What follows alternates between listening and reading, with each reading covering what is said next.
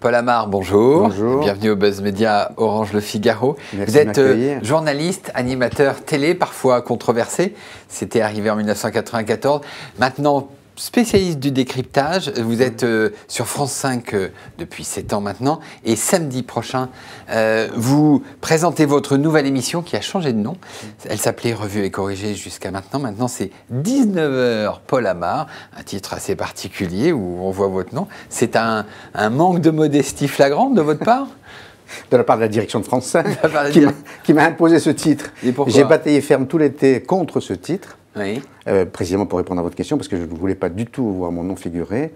Mais Patino et Fribert, qui dirigent le France 5, m'ont expliqué que Revue et corrigée n'évoquait pas grand-chose pour eux, et qu'ils voulaient donner une information aux téléspectateurs. Et en m'imposant 19h Paul Amar, voilà, ils donnaient l'information samedi, 19h. Donc c'est un rendez-vous, on sait Voilà. qu'on va retrouver Paul Amar. C'est toujours une émission de décryptage de l'actualité politique, c'est ça?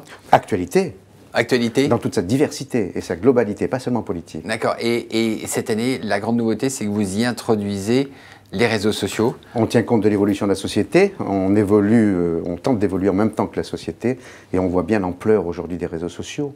L'information se fait même parfois carrément sur les réseaux sociaux, donc ils vont prendre une très large place, oui, dans notre émission. Ça veut dire que c'est une émission avec de l'interactivité, beaucoup Oui, d'interactivité. qu'on ne subira pas. Oui.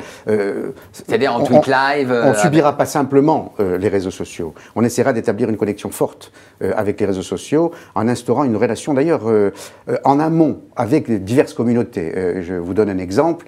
On va évidemment proposer un débat entre Christine Boutin et Noël Mamère sur le mariage gay. On appelle déjà depuis quelques jours plusieurs associations, donc en amont, pro et anti-mariage gay, pour d'abord les informer de la présence des deux personnalités sur le plateau de l'émission, et ensuite les inciter à réagir live, comme vous dites. D'accord, donc c'est du tweet live, mais avec des communautés qui sont déjà préparées. C'est une espèce de panel, quoi. Déjà informé. Déjà informé. On a un autre débat sur l'économie et sur le grand débat sur la baisse des dépenses publiques ou la hausse des impôts entre François de Closet et Daniel Cohen. Évidemment, on a appelé plusieurs écoles pour les informer, pour les inciter aussi à réagir.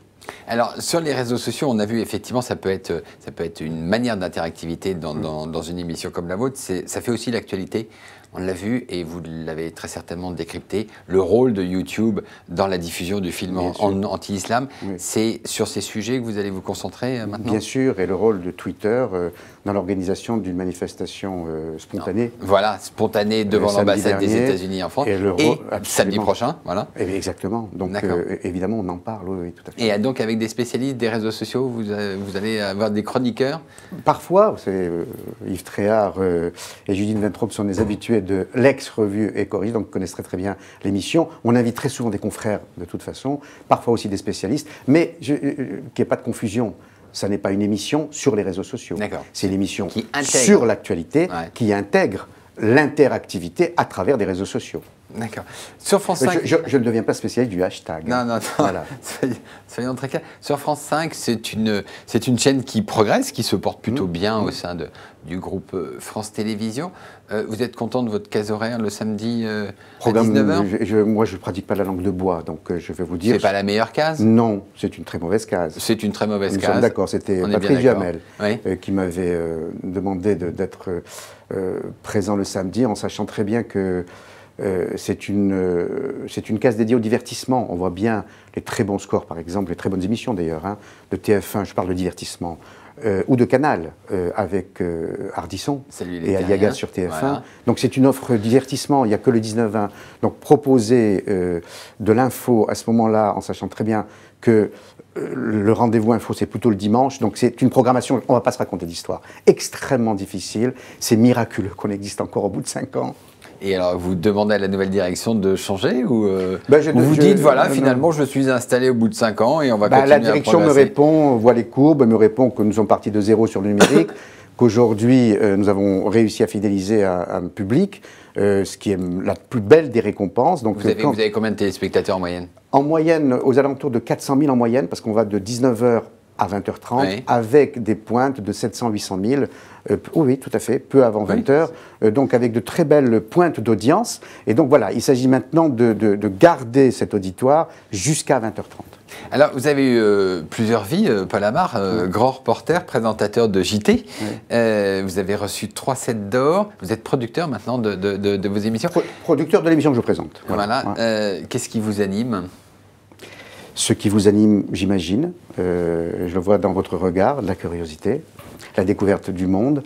J'ai l'impression d'être toujours étudiant, comme vous devez peut-être avoir aussi ce sentiment, toujours le sentiment d'apprendre toujours quelque chose, quel que soit notre âge et notre parcours. Et donc vous avez d'autres projets à proposer à France 5 ou dans d'autres chaînes de France Télévisions? Oui, des projets de documentaires et le souhait de produire, oui tout à fait, et le souhait de produire une autre émission dite de flux sans nécessairement la présenter pour passer le relais à des plus jeunes que moi. D'accord, et des documentaires, vous en avez un en fabrication? Ben, écoutez, c'est incroyable parce que c'était juste avant cette fameuse polémique sur ce film anti-islam. Oui.